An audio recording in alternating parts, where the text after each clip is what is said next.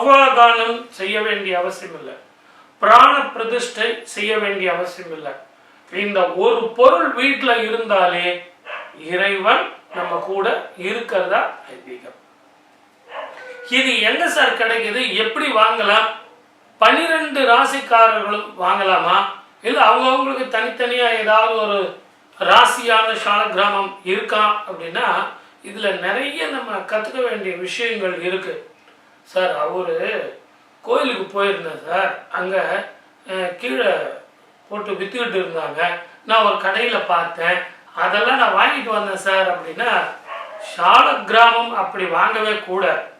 இந்த வலம்புரி சங்கு, சாலக்கிராமம் இதெல்லாம் அப்படி வாங்கவே கூடாது. இதெல்லாம் குருமுகமாக உபதேசம் செய்து இதை நான் உனக்காக தரேன் அப்படின்னு சொல்லி அதெல்லாம் எடுத்துட்டு போய் எப்படி பூஜை பண்ண